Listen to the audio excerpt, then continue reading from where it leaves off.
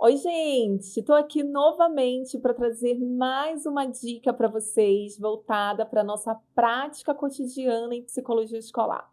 Eu sou Tatiane Fernandes, conhecida nas redes como a psicóloga escolar, e sou psicóloga escolar e educacional orgulhosamente há mais de 8 anos.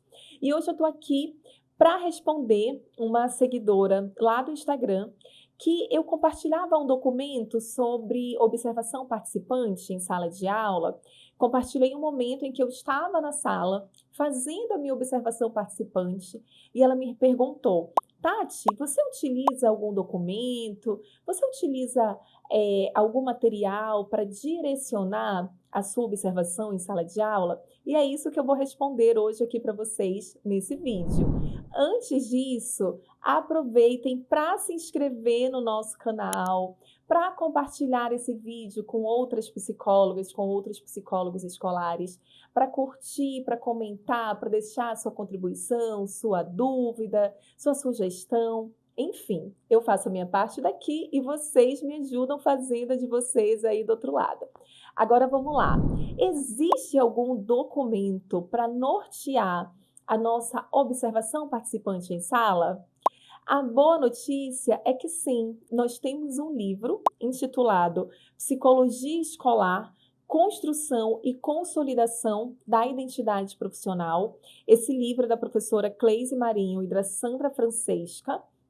Nesse livro, elas trazem, esse livro, se eu não estou enganada, ele é resultado do doutorado, né, da tese de doutorado de uma das duas, eu não vou lembrar exatamente agora, faz bastante tempo que eu fiz essa leitura, mas ele é um livro que ele fala muito sobre prática cotidiana, sobre intervenção em sala de aula. Ele é pequenininho assim, mas com muitas informações grandiosas para o nosso fazer. E ele tem um capítulo, quando ele fala de intervenção, que ele traz sobre essa estrutura de mapeamento escolar. E o que é um mapeamento? É conhecer a escola, né, gente? É o nosso primeiro passo. Eu vou chegar na escola, eu vou fazer um mapeamento para entender a essência dessa escola, para entender como essa escola se constitui, se constrói, quais são as demandas. Vamos pensar que a nossa atuação ela é preventiva, né? A nossa atuação ela não é remediativa. Ela sempre parte da realidade e não o contrário. É sempre eu vou olhar para a realidade, eu vou olhar para aquilo que é demanda, para aquilo que é urgência naquela comunidade, naquela escola, e a partir disso eu vou pensar nas minhas práticas, né? Eu vou pensar nas minhas ações. Então, esse é o mapeamento escolar. E aí, como é que eu vou ter conhecimento dessas demandas? Como que eu vou ter conhecimento daquilo que é necessário, de como a minha escola se constrói, se constitui? A partir da minha observação, da observação em sala de aula. E aí a observação ela pode acontecer com essa perspectiva, com essa proposta do próprio mapeamento escolar, ou quando você precisa, um professor chega com uma queixa, né, de algum aluno específico, de algo que ele está observando, e aí eu vou até essa sala, sem, claro, né, sem que o aluno saiba que é sobre ele, gente, de maneira nenhuma, né, mas eu vou até essa sala para identificar como é que está também a metodologia do meu professor. Será que essa metodologia está alcançando o meu aluno? Né? Como é que é a dinâmica da sala? Como é que os alunos se interagem entre eles? Né? Eu vou com o objetivo ali inicial, que foi o professor que me trouxe de um aluno específico, mas eu faço toda essa análise também.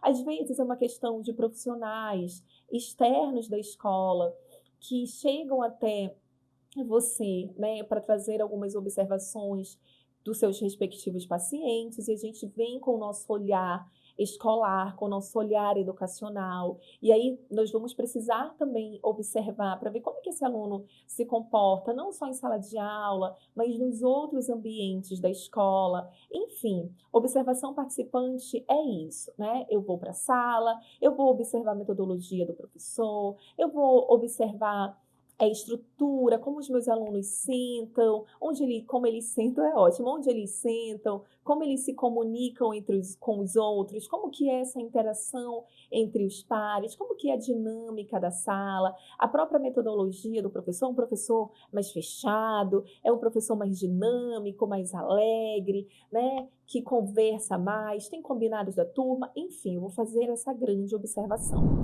E aí, nesse livro, tem uma parte em anexos que a professora Cleise Marinho, ela coloca toda a parte de orientação.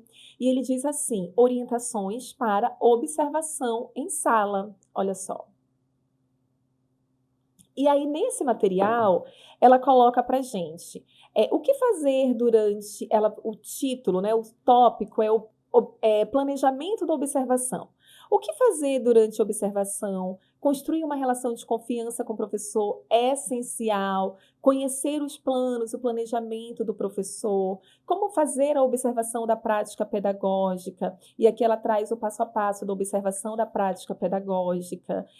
Observando o processo de ensino e aprendizagem. Estou só passando aqui porque ele é um pouquinho extenso.